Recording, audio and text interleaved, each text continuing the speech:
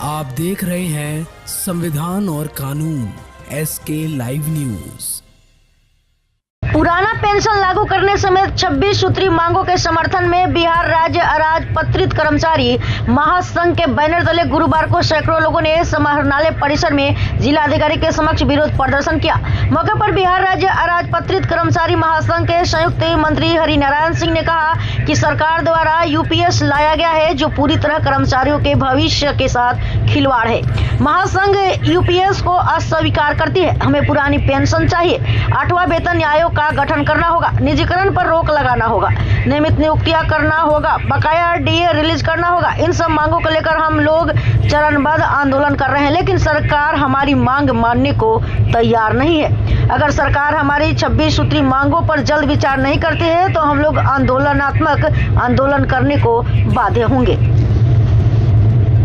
पुरानी पेंशन लागू कराने को लेकर है। सरकार द्वारा यूपीएस लाया गया है, जो पूरी तरह कर्मचारियों के भविष्य के साथ खिलवाड़ है, और महासंघ यूपीएस को अस्वीकार करती है। हमें पुरानी पेंशन चाहिए। पीएफआरडीए एक्ट में संशोधन की जरूरत है। 8वां वेतन आयोग का गठन करना होगा। नवनियुक्त राजस्व कर्मचारी, पंचायत सचिव, समाहरणालय लिपिक है, उनके गृह जिला में पदस्थापन करना होगा और निजीकरण पर रोक लगाना होगा। अस्थायी नियमित नियुक्तियां करना होगा। पेंशन के मुद्दे पे दोहरी नीति नहीं चलेगी। बकाया डीए रिलीज करना होगा। कोरोना के नाम पे डीए रोक दिया गया है और हम चरणबद्ध तरीके से आंदोलन कर रहे हैं और सरकार सुन नहीं रही है। बाध्य होकर हमें प्रमंडलीय मुख्यालयों पर यह प्रदर्शन करना पड़ रहा है। और 20 जनवरी को आगामी हमारा पटना में मुख्यमंत्री के समक्ष धरना प्रदर्शन कार्यक्रम है। यदि सरकार हम पुरानी पेंशन लागू नहीं करती है और जो हमारा 26 सूत्री मांग है, जो मैंने आपको बताया है मुख्य मांग, अगर पूरा नहीं करती है तो बाध्य होकर हम लोग आंदोलनात्मक कार्रवाई करेंगे और सरकार को हम लोग बता देंगे कि हमारी मांग को अनसुना करना, नज़रअंदाज करना आपको बहुत महंगा पड़ने वाला है। हरिनारायण सिंह, राज्य संयुक्त मंत्री, बिहार राज्य अराजपत्रित कर्मचारी महासंघ।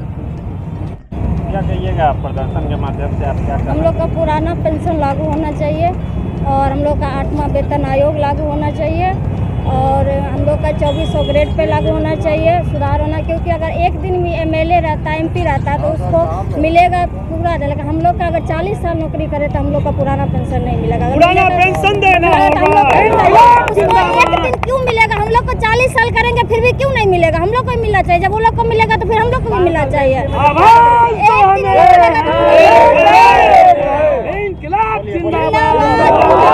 हम लोग का 2400 भी होना चाहिए। पड़ोसी राज्य हम लोग के झारखंड का, वहाँ पे नियुक्त होता है 2400 ग्रेड पे हम लोग को 1900 ग्रेड पे। ऐसा क्यों?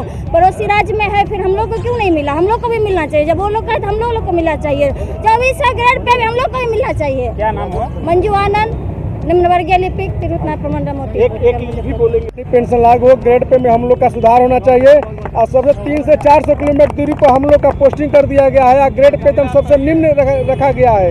इतना में कैसे होगा? और हम लोग गृह जिला किया जाए और ग्रेड पे में सुधार किया जाए। सबसे बड़ी बात है कि हम लोग को पुरानी पेंशन लागू करना है। इसलिए क्योंकि 5 साल लोग को भी MP विधायक जीत के वो लोग पूरा जिंदगी भर अपना पेंशन लागू करवा लिए हैं और हम लोग को इसी तरह छोड़ दिया गया। हम लोग 60 साल करने के बावजूद भी हम लोग किसी घर का न घाट का हो रहे हैं। इसलिए हम लोग को सरकार से पुनः एकदम आग्रह है, निवेदन है कि हम लोग का गृह जिला और ग्रेड पे में सुधार और पुरानी पेंशन लागू करें। विनय बहादुर चौधरी। घर से बहुत दूर, लमसम 400 किलोमीटर दूर पर स्थापित हो गया है। सरकार से हमारा यही मांग है कि कम से कम हम लोग का गृह जिला हो और ग्रेड पे में सुधार हो।